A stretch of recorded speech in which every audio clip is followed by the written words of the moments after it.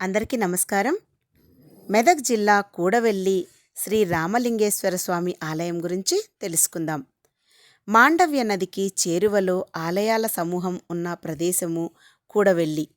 తొట్టతొలుత ఈ క్షేత్రం కూడలిగా పిలువపడేది. తర్వాత అది కూడెల్లి అయింది. అదే నేడు కూడవెల్లి నామధేయం ధరించింది.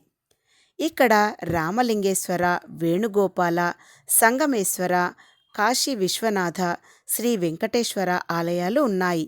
కానీ నేడు శ్రీ వెంకటేశ్వర ఆలయం చాలా శిథిలావస్థలో ఉంది. ఇక్కడి సంగమేశ్వర ఆలయం శిల్పకళా వైభవానికి నిలువెత్తు నీరాజనం.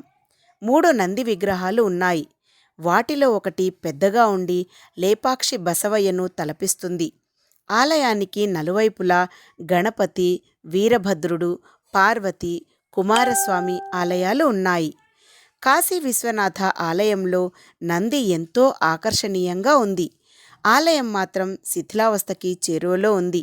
ప్రస్తుతం రామలింగేశ్వర స్వామివారి ఆలయపు జీర్ణోద్ధరణ కార్యక్రమం జరుగుతున్నది. తక్కిన ఆలయాలను కూడా ఉద్ధరిస్తే ఇది ఒక మహాక్షేత్రంగా భాసిల్లుతుంది అనడం అతిశయోక్తి కాదు. ఈ ఆలయంలో శిల్పకళ అత్యంత విశిష్టమైనది. ఆలయానికి ఒక మూలగా ఉన్న మొసలి నోటిలో ఉన్న యువతి శిల్పం ఒకవైపు నుంచి చూస్తే బాలికగా, ఎదురుగా చూస్తే ప్రౌఢగా, మూడో వైపు నుంచి చూస్తే వృద్ధురాలిగా కనిపించడం శిల్పి అద్భుత చాతుర్యానికి నిదర్శనం. ఇది వరకు 3 దేవతలు ఇక్కడ కూడి వెళ్లారుట. అందుకని కూడవెల్లి అని పేరు వచ్చింది అంటారు. అలాగే 2 వాగులు, చిన్నవాగు, పెద్దవాగు కలిసి ఇక్కడ కలుస్తాయి కనుక కూడలి అంటారు. ఇక స్థల పురాణం చూస్తే శ్రీరామచంద్రుడు రావణాసురుని సంహరించిన అనంతరం సీతా సమేతుడై అరణ్యవాసం ముగించుకొని అయోధ్య నగరానికి వెళుతున్నాడు. మార్గమధ్యలో అగస్త్య మహాముని సూచనల మేరకు బ్రాహ్మణుడైన రావణుణ్ణి చంపగా చుట్టుకున్న బ్రహ్మహత్య పాతకాన్ని నివారించుకునేందుకు శివార్చన చేయాలని నిర్ణయించాడు. కూడవెల్లి వాగు 2 వాగులుగా వస్తూ ఒకచోట కలిసి ప్రవహిస్తుండడం గమనించిన అగస్త్య మహాముని సూచన మేరకు ఈ వాగు వద్ద శివార్చన చేయాలని నిర్ణయించుకుని కిందికి దిగారు. అయితే నది ఒడ్డున శివలింగాలు లేకపోవడంతో శ్రీరాముడు తన బంటు అయిన హనుమంతుడితో కాశీ నుంచి మేలు రకమైన శివలింగాన్ని తీసుకురావాల్సిందిగా ఆదేశించారు. శివలింగాన్ని తీసుకురావడానికి వెళ్లిన ఆంజనేయుడు ఎంతకూ తిరిగి రాకపోవడంతో పూజా సమయం మించిపోతోందని భావించి సీతాదేవి కూడవెల్లి వాగు ఒడ్డు పక్కన ఇసుక లింగాన్ని తయారు చేసింది. సీతాదేవి తయారు చేసిన లింగానికి పూజలు చేసేందుకు రాముడు పూజలకు సిద్ధమవుతాడు. ఈలోగా ఆంజనేయుడు కూడా కాశీ నుంచి శివలింగాన్ని తీసుకొస్తాడు. కాశీ నుంచి తెచ్చిన శివలింగాన్ని కూడా కలిపి పూజలు నిర్వహించాలని సీతారామచంద్రులకు సూచన ఇస్తాడు అగస్త్య మహాముని.